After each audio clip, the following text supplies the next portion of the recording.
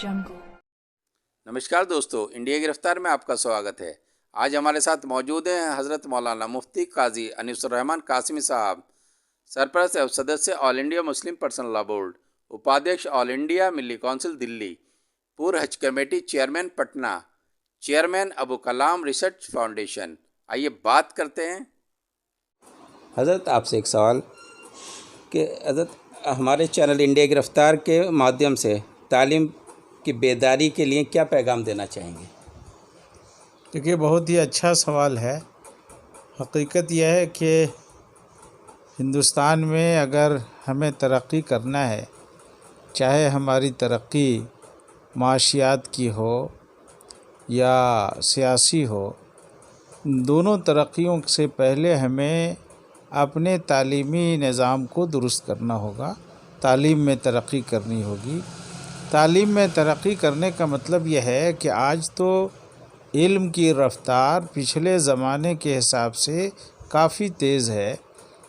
हर साल नए नए फ़नून और उलूम आ रहे हैं, इसलिए हमारे लड़के और लड़कियों को ख़ास तौर पर इंटर के बाद ज़रूर उन अक़साम की पढ़ाई की तरफ ध्यान देना चाहिए जिसकी आज मुल्क को या दुनिया को ज़रूरत है।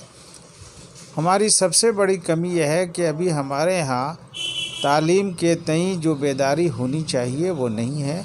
इसके लिए जब तक आप जैसे लोग मीडिया के माध्यम से और मसाजिद के ज़रिए, मदारिस और स्कूल के ज़रिए, कॉलेज के ज़रिए और आम जो हमारे लोकल समाजी ज़िम्मेदार हैं उनके ज़रिए कोशिश नहीं होगी, उस वक्त तक बेदारी सही मानों में नहीं आएगी।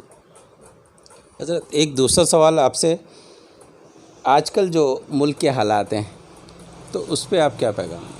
देखिए, मुल्की हालात तो हर ज़माने में कुछ न कुछ बदलते रहते हैं और मुसलमान या कोई भी कमज़ोर कौम जब सियासतदानों की निगाह में आती है कि इनके ऊपर नीचे करने से हमारा वोट बैंक बढ़ेगा, तो वो उस तरह के माहौल पैदा करते हैं।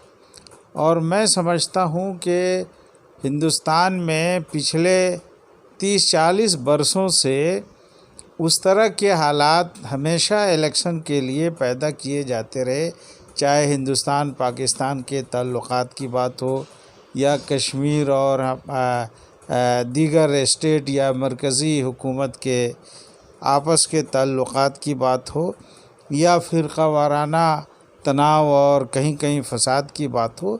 ये सब एक सोचे समझे मंसूबे के तहत किए जाते हैं या कराए जाते हैं और उसका बुनियादी मकसद सियासतदानों को वोट बैंक की सियासत की तरफ बढ़ना है और उनको अपने वोट बैंक को मजबूत करना है। इसलिए मेरा कहना यह है कि मुसलमानों को अपना जो बुनियादी काम है तालीम और माशियात को दुरुस्त करने का, तिजारत को दुरुस्त करने का, उससे कभी इनको गाफिल नहीं रहना चाहिए। एक सवाल आपसे और, जिस तरह से मदरसों का सर्वे चल रहा है उसमें आपकी क्या राय है? देखिए, मदरसों के सर्वे के दो हिस्से हैं।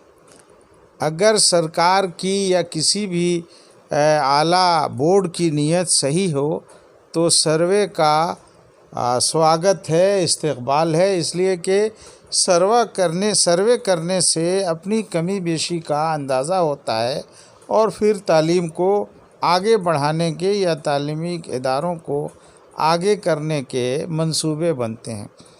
सरकार की नीयत क्या है हम नहीं कह सकते, लेकिन लोगों के मन में ये बात है कि सिर्फ मदरसों के सर्वे करने से वोट बैंक की सियासत की तरफ पेश कदमी है। हम मदरसे के लोगों से कहेंगे कि सरकार की नीयत जो भी हो उस तरफ वो तवज्जो नहीं दें, मुल्की कानून की रियायत करते हुए सर्वे की जो टीम आए और उसको जो मुनासिब दस्तावेज़ के हिसाब से जवाब देना है वो ज़रूर जवाब दें और इस सर्वे को आइंदा अपने लिए इस्तेमाल करें। तमाम मदारिस का जो फेडरेशन है, राब्ता मदारिस इस्लामिया है, दारुल उलूम देवबंद या इस जैसे بڑے اداروں کی سرپرستی میں اپنا سروے کر کے یا اس سروے کی مدد سے اپنے تعلیمی نظام کو اور بہتر بنانے کی کوشش ہونی چاہیے۔